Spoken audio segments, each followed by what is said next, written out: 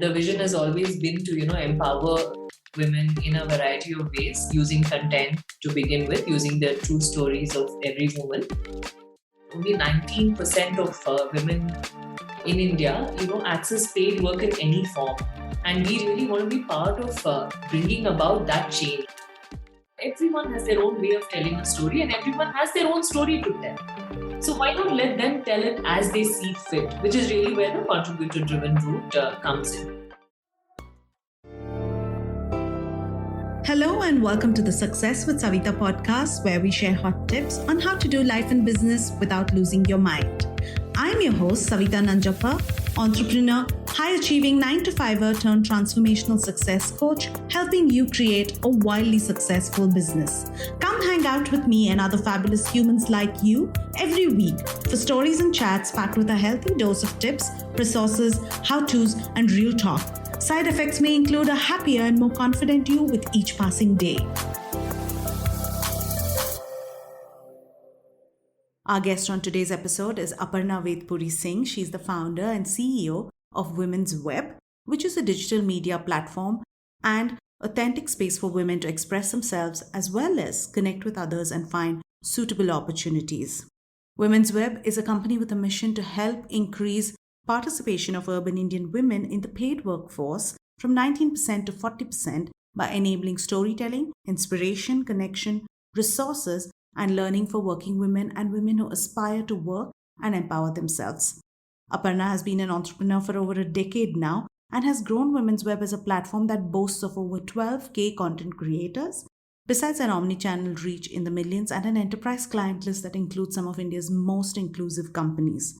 She is passionate about empowering women to chart their own destinies and bringing women together to empower each other on their journeys.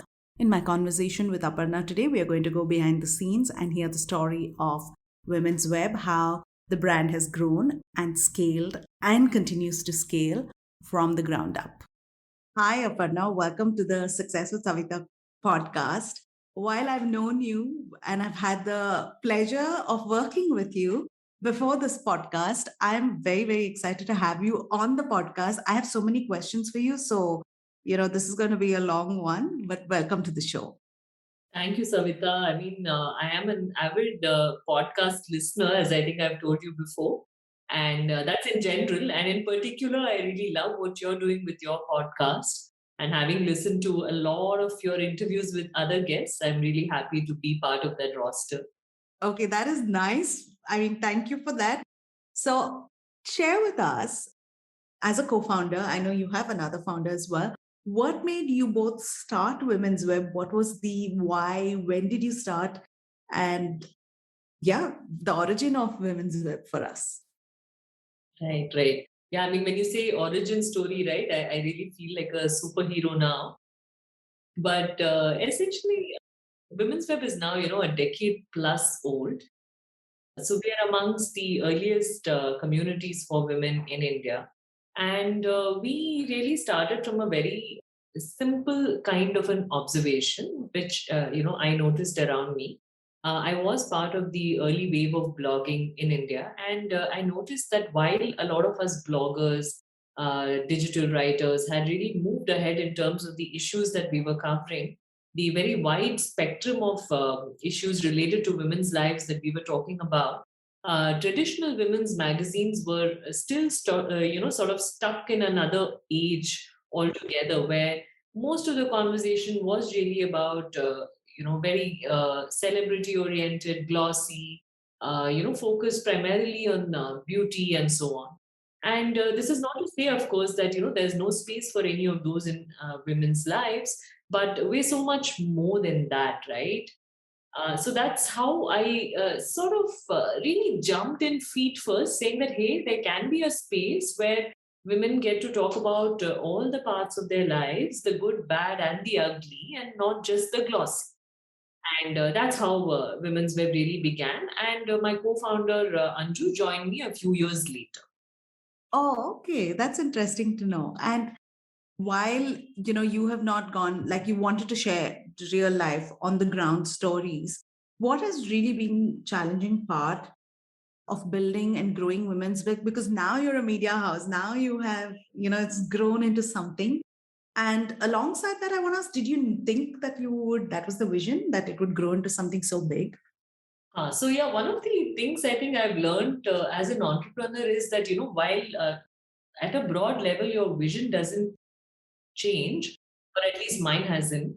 And the vision has always been to, empower women in a variety of ways, using content to begin with, using the true stories of every woman. So that vision hasn't changed, that we want to enable women to be their best selves, to really find their own destinies, to chart their own paths, all of that. But how we are doing it has changed. In fact, today we're no longer just a media house. We started off as a community-driven platform where people could come together and share their own stories.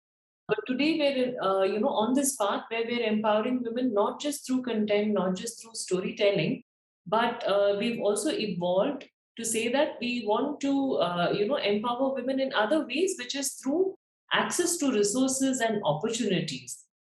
So, Savita, I think you would be really aware that only 19% of women in India, access paid work in any form.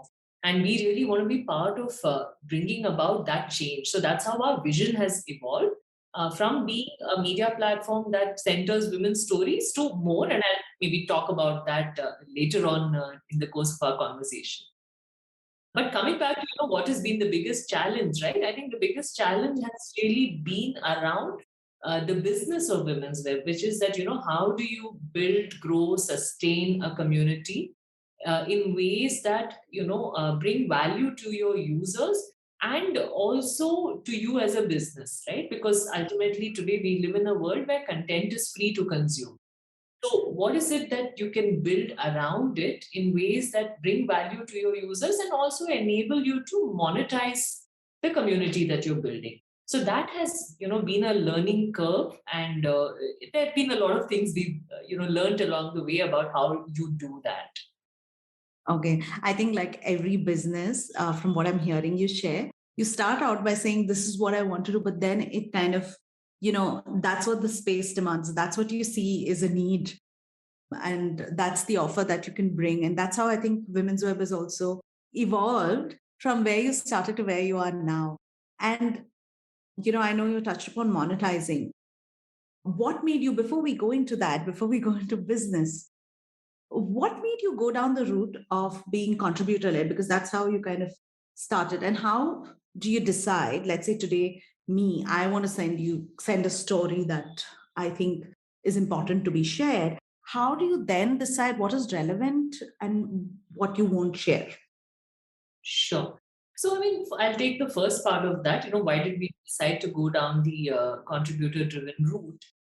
Now, if I want to look at a approach where a small team of editors or gatekeepers in a way decides what should be published, there's already mainstream media to do that, right? And there are plenty of options where there are any number of mainstream print and digital publications, which is pure editorial vision driven, and there's nothing wrong with that.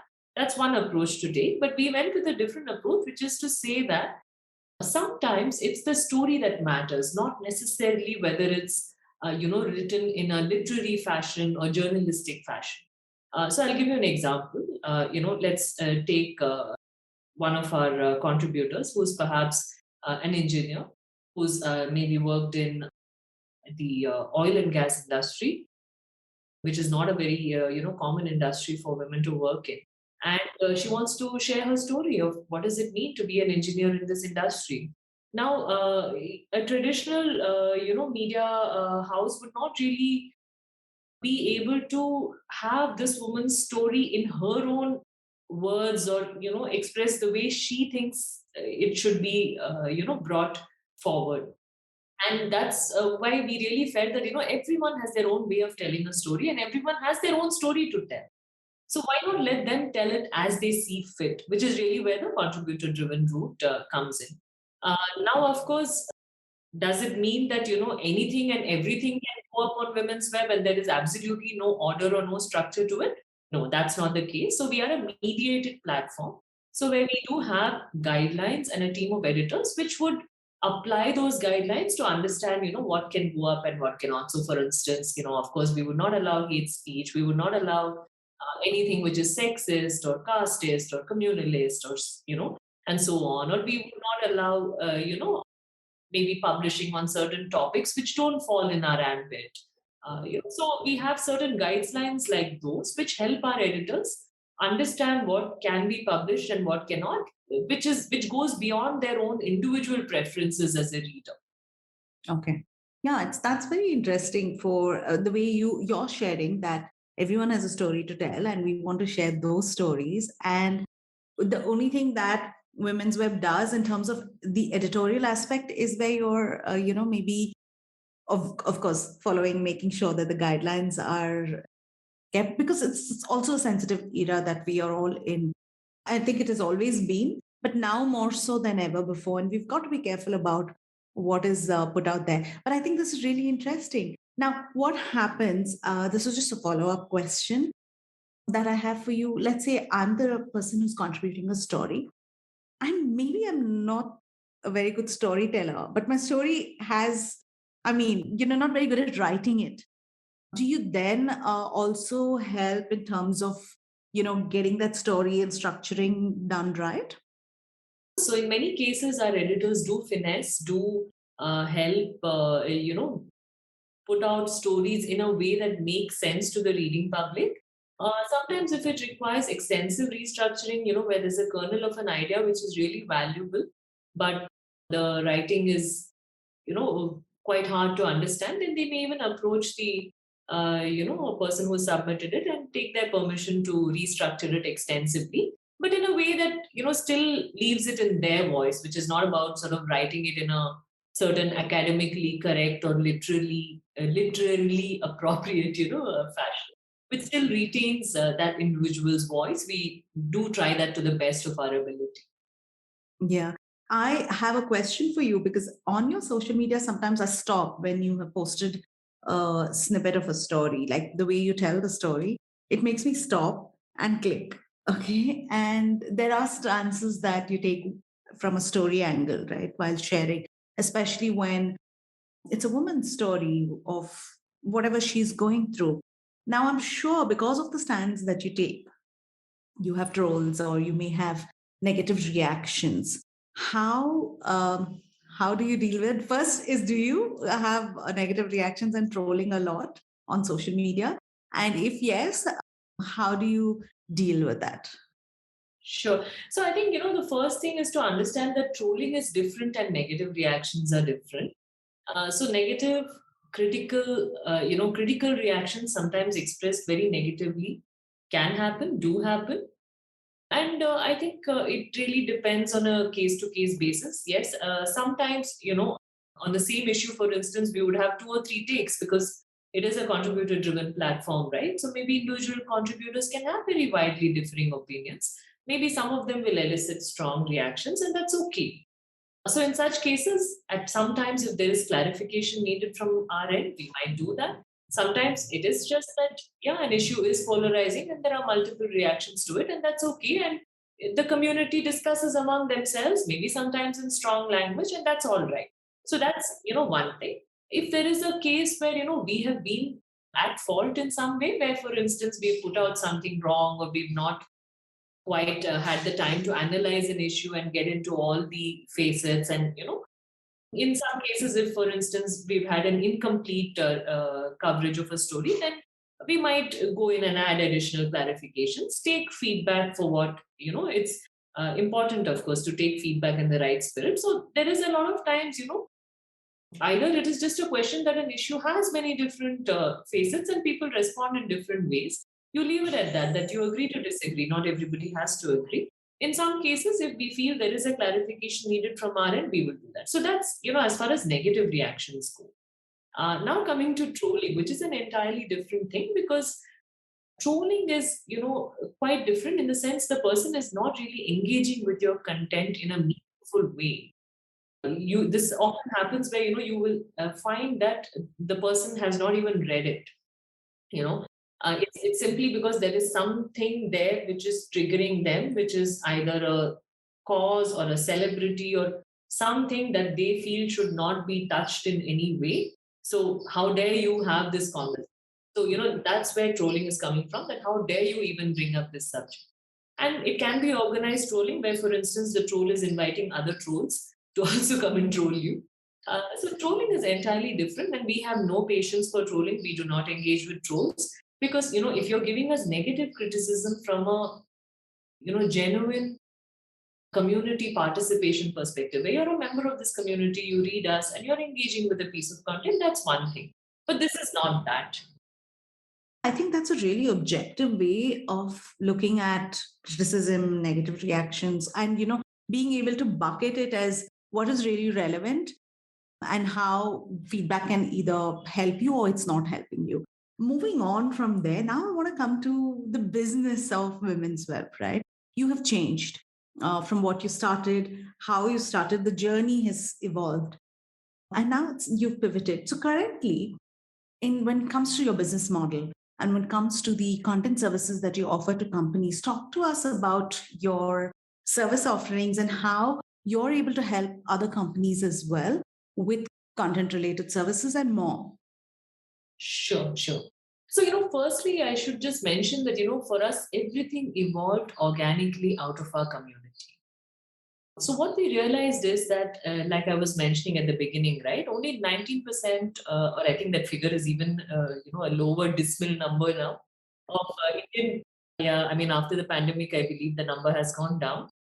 A very small proportion of women and even urban Indian women, a very small proportion actually are able to access paid work in any form. And that's for a variety of reasons. That's because of the way family structures are, the lack of, affordable childcare options, the way organizational structures are, which prioritize very long work days, including long commute times. All of that does not really enable most women to go out and work a conventional 9 to 5, or increasingly what is becoming a 8 to 7 job in India. You know, so given that, we found that there is a lot of demand, but but this does not mean that women are not ambitious or they don't have a demand for paid work, right? So, in fact, recently we did a study and we found that 75% of our readers said that one of their main career asks is that they want a larger income.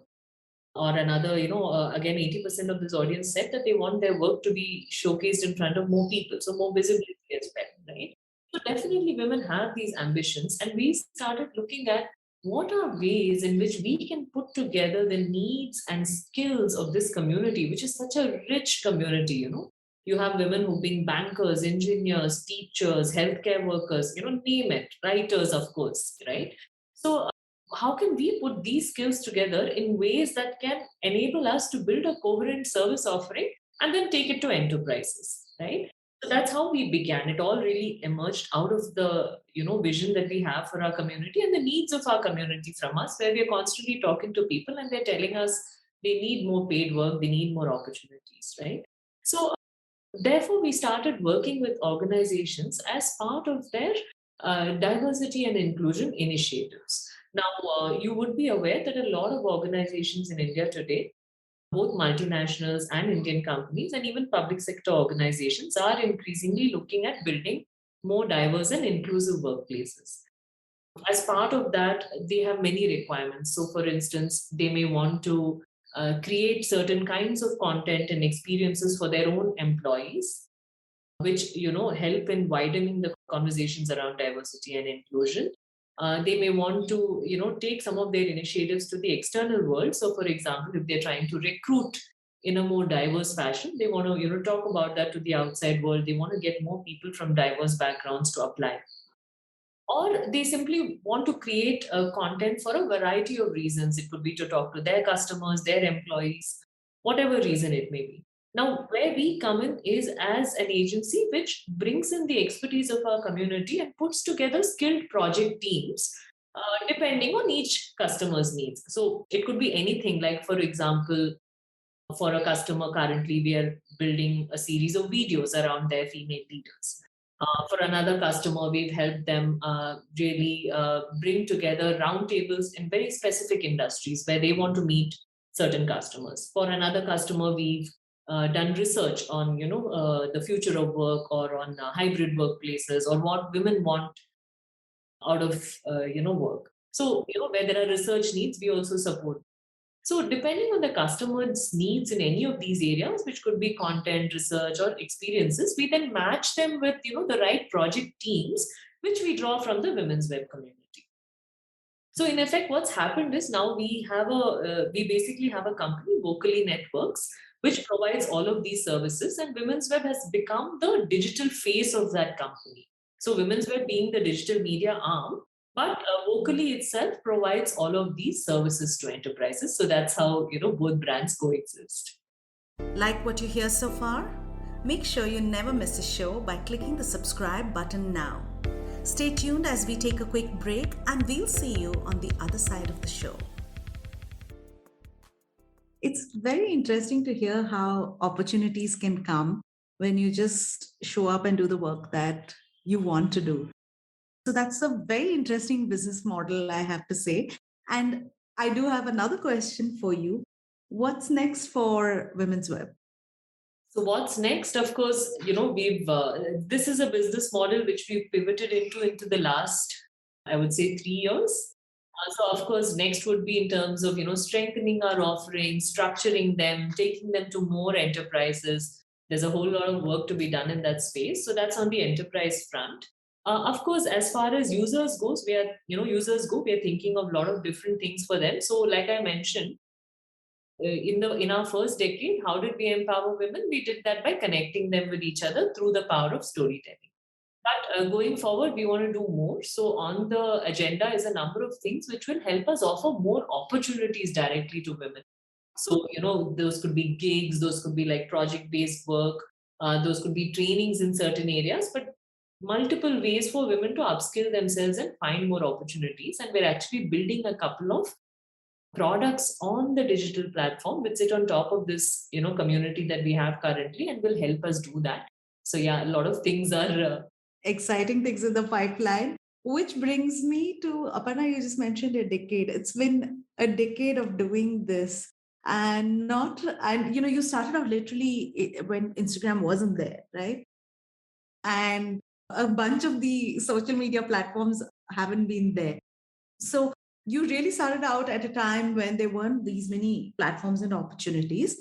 Would you say social media has then amplified it for you, helped you, or you feel it's the same, like with or without social media, you still would have had that community? No, there's no doubt about it that social media helped us reach out to a lot more people than we otherwise could have. And in the days before Facebook began downgrading organic reach quite so actively, I think it was even better.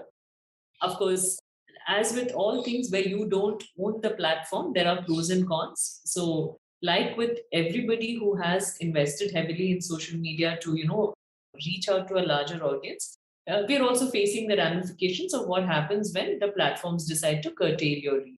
And that's not a problem that's unique to us.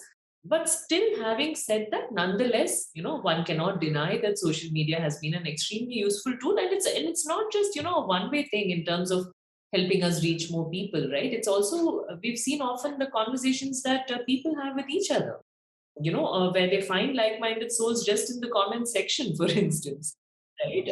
Or even things like help us ideate better because we're hearing from people constantly on social media, right? So I would say it's very much a two-way thing where we're putting out content, yes, but we're also constantly hearing from and learning from users. Awesome. And I wanted to ask you this because this is something that I know Women's Web does so well. What is your advice for women who are afraid to speak up on being fearless? Like, how can women become fearless? What have you seen, and what's your personal, what you have experienced yourself? Would you like to share, or do you have some tips for people who feel I'm afraid to be visible, I'm afraid to speak up, I don't want to be judged? What's your take on that? This is a very interesting question because honestly, I don't think there is such a thing as fearless. Let me first say that. I don't think there is.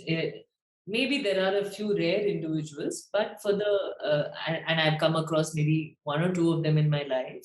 But for the majority of us, and especially for women, fear is, going to be there. Because let's face the reality, right? Like earlier we spoke about trolling and so on. There is enough evidence that shows that women are disproportionately trolled. Or even if we don't look at trolling, even harsh judgment, right? The set of double standards that is commonly applied everywhere, comes into the online world as well.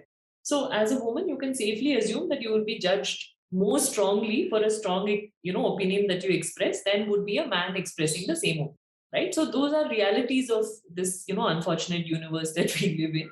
So I don't think it's very hard to not be fearless. I think what helps is to, you know, maybe a couple of things, which is one is, sometimes I ask myself the what if question, right? Which is, okay, what if someone is nasty to me about this particular opinion that I've expressed? What if someone strongly disagrees with? What if someone judges me for saying this? And, in the majority of cases, the what if doesn't really have anything. So, okay, so what if, yeah, okay, they think of me poorly, and so what, right? Very rarely are there, and there may be some cases, where there are very real world consequences. So, for example, if the answer to your what if is that I could lose my job, then maybe that is something that you do need to think about. So I hesitate to tell people that, be absolutely, yes, of course, we need to speak up. We have to own our voices, but it's easier said than done. So I think one is asking yourself a what if question helps you evaluate it in very practical ways. That is there really a risk or am I just overthinking this? That's one. Secondly, of course, I think what I found personally very, very helpful is to understand who your cheerleaders are and to, always know who is that, maybe small set of people who will truly understand you and root for you, even when you're expressing a very controversial opinion. And I think it really helps to build that tribe, and maybe you will be the cheerleader for them as well. So I think that's the second thing which helps to really understand who your go-to people are, who understand where you're coming from and why you're saying something, and to know that there are some people who have your back. So especially if you are a person, who feels a little diffident, who's not by nature someone who's loud, or I mean, when I say loud, I don't mean it in a negative fashion, but who's used to using your voice and speaking out loudly. If you're not that person, if you're still sort of mustering up the courage to do this, I think some of these things will help. Great advice.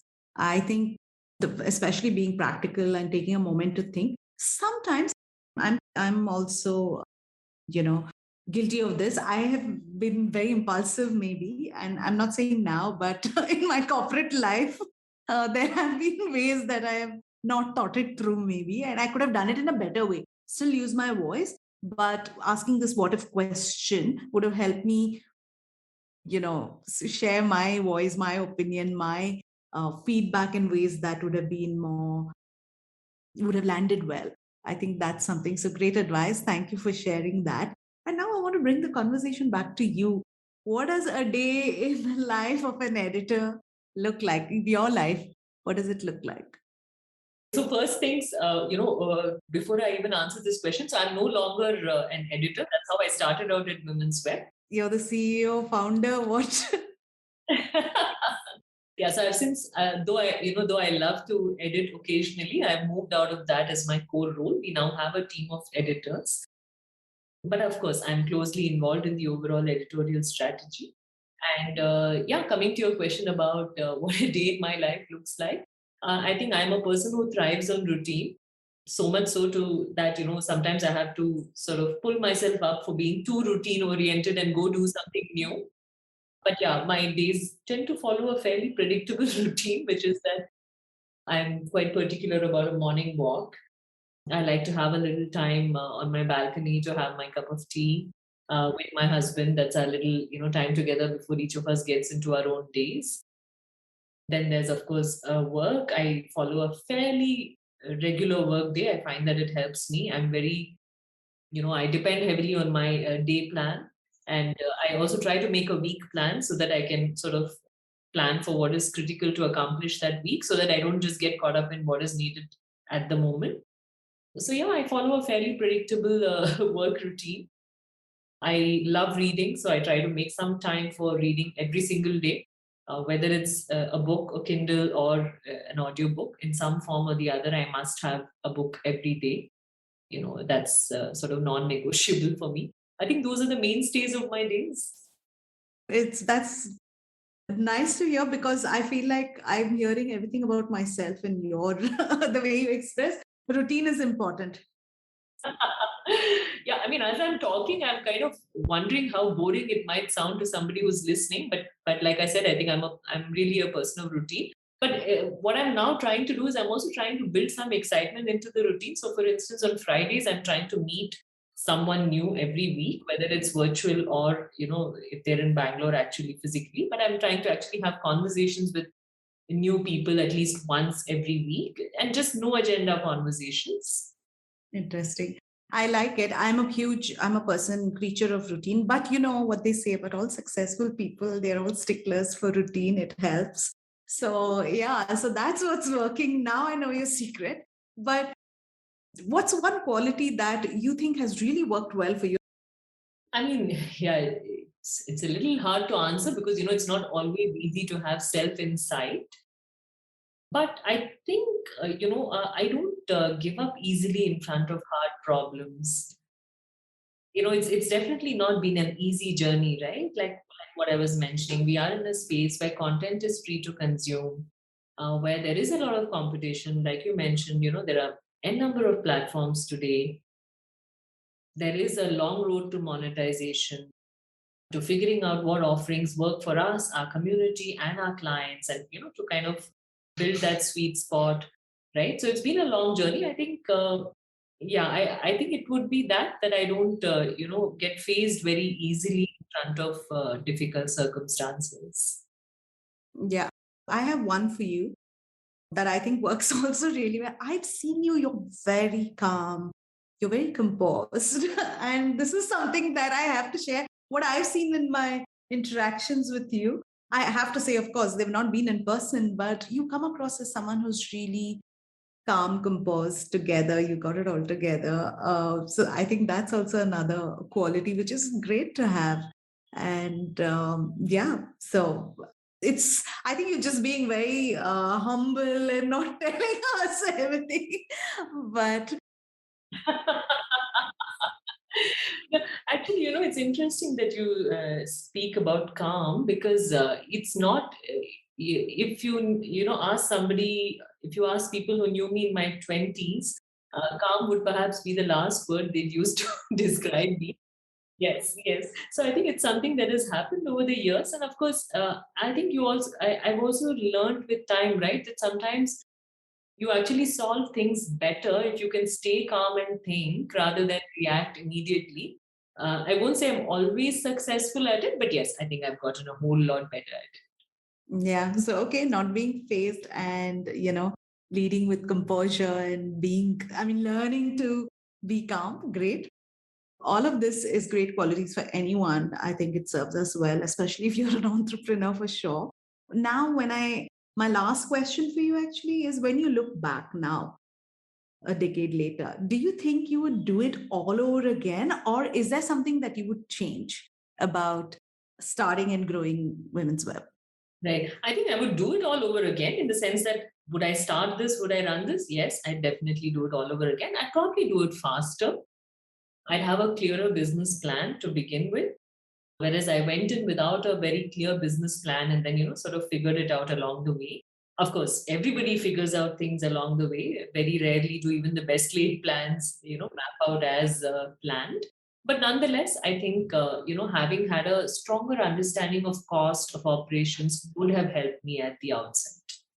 So now, when I do often talk to entrepreneurs at an earlier stage of their business.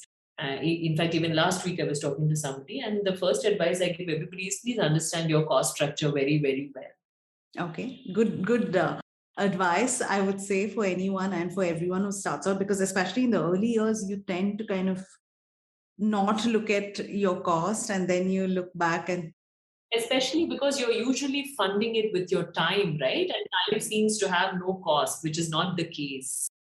yes. Wow. Okay. So that's been a really interesting conversation. And before you go, I do have one last question. I know you mentioned books. Is there one that's a favorite? I know books, like there are so many, but something that comes up. I'm putting you on the spot here. So, I mean, I'm really wondering how does one even pick a favorite? But can I do like a favorite fiction and a favorite non-fiction? Is that like a little bit of cheating allowed? no, no, that's allowed, of course. You can even do it for the current period of your time because we can have so many. So among my favorite non-fiction books is actually The Happiness Project by Gretchen Rubin. I'm a huge fan of her Happier podcast as well. And, yes, I mean, it's actually one of the books which has made my everyday happier in a lot of small ways. So I highly recommend it for everybody who wants, and especially someone like me who used to diss the self-help genre, but it really converted me. I think it was one book that is, not self-help in a preachy way, but gives you a lot of engaging ideas that are very easily doable in your day-to-day life, and you can take what works for you. So that's on the non-fiction front. On the fiction front, I mean, it's just so hard, but I think if I had to just pick one, okay, so I'm not going to pick a favorite. I'm just going to go out a little surprising read, which maybe not that many people might have explored. This one is called The Year of the Hare by yeah, but this is by an author called Arto Pasilina. It's a Finnish author. It's a very slim little book, almost like a fable, has a very fairy, dreamlike sort of quality to it. It's a book I read almost every year. I've read it many, many times. And how do I even describe it? It's just something about, life and living life as it comes and not taking yourself too seriously. It's just a very delightful little book. Let me put it that way. Interesting. I'm adding it to my must read list. I'm a huge avid reader, can't sleep unless I don't read. I can give up TV and whatever, Netflix and everything else. Yeah, if there's a book. So I know I put you on the spot over there, Aparna, but thank you so much. It's been such a pleasure talking to you. So easy to talk to, of course. And it's been a joy having you here. Thank you for making the time. And thank you for being here with us on the podcast today. Thank you so much, Savita. It's been lovely talking to you. Thank you for listening to the podcast. If you like this episode and you want more, you can go to the show notes on my website, which is successwithsavita.com/podcast. If you like what you've heard so far, I would be grateful to you if you could leave me a 5-star review, subscribe to this podcast, and share with a friend who may find this useful. You can also follow me on my Instagram at Success with Savita and DM me any questions you may have, and I will be happy to answer them for you. Until the next episode, believe in yourself and all the best to your success.